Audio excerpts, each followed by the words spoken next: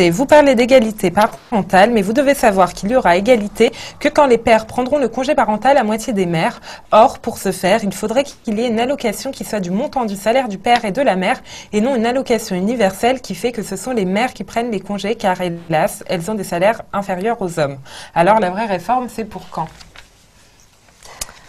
Bon, d'abord, je pense que il y a une chose qu'il faut que tout le monde ait en tête, c'est que au niveau du pays, il y a un écart de rémunération moyen de 27% entre les hommes et les femmes, on l'a rappelé tout à l'heure.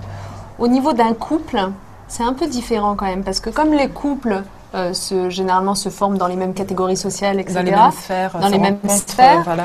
La différence de salaire en moyenne dans un couple, elle est beaucoup moins importante que ça. On considère qu'elle est, lorsque les deux membres du couple travaillent à temps plein, elle est de 4%. Donc, cet argument selon lequel, si c'est 97% des cas, les femmes qui s'arrêtent de travailler pour le congé parental et pas les hommes, c'est parce qu'elles sont payées moins et que économiquement c'est plus intelligent pour le ménage, il tient pas tant que ça debout. Donc, mais là, actuellement, l'allocation, elle est de 600 €. Oui, j'entends. Donc c'est quand même un choix important pour un couple. On sait qu'il y a la crise, ça devient compliqué pour les couples de boucler leur fin de mois. C'est pour cette raison que il y a seulement 4% des hommes qui prennent un congé parental. J'entends, mais en fait, ce que j'essaie de vous démontrer avec ce chiffre de 4% dans un couple en moyenne d'écart de rémunération, c'est que c'est tout aussi difficile pour une femme de s'arrêter avec une indemnisation relativement faible, en effet, du congé parental, il faut le dire, que pour un homme. Donc, ce qui explique cette différence, 97% de femmes et 3% d'hommes, c'est quand même beaucoup aussi des comportements culturels. Et en réalité, une espèce de schéma dans notre société dans lequel il relève des femmes de s'occuper des enfants et de s'arrêter pour s'en occuper.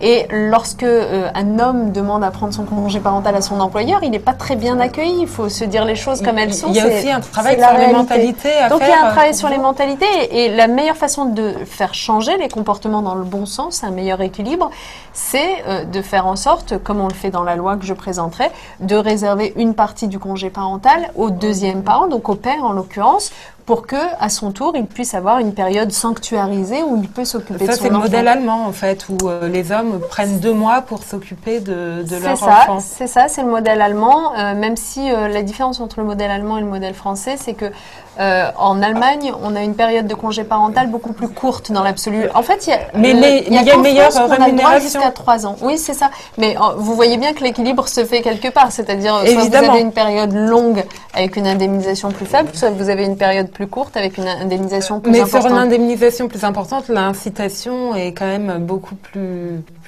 intéressante.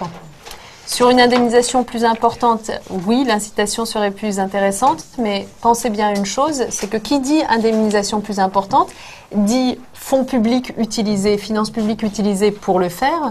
Et est-ce qu'il ne vaut pas mieux utiliser les finances publiques pour créer des places de crèche? Puisqu'on sait que l'interruption d'activité, quand elle est trop longue, elle est préjudiciable de toute façon à la carrière d'une femme. Donc, est-ce que c'est utile de l'inciter à rester à la maison ou est-ce que c'est plus utile de lui offrir une solution de place de crèche?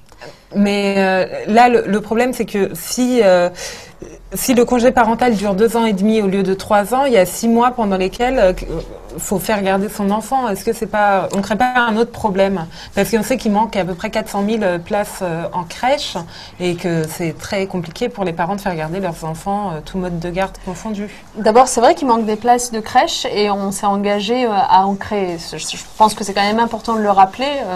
Jean-Marc Ayrault l'avait annoncé, 275 000 nouvelles solutions d'accueil pour l'enfance d'ici 2017. C'est quand même un engagement très important qui est en train de se mettre en œuvre.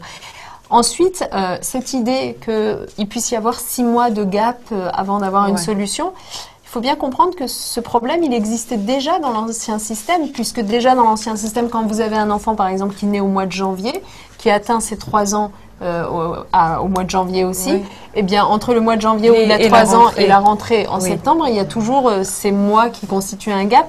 La différence avec l'ancien système, c'est que nous, on essaye d'y apporter des solutions individualisées, puisque avec la préscolarisation des enfants avant l'âge de 3 ans qu'on est en train de remettre en place alors qu'elle avait disparu, avec un accès privilégié aux crèches pour ces familles qui sont dans le système du congé parental, ça va permettre d'aplanir les difficultés.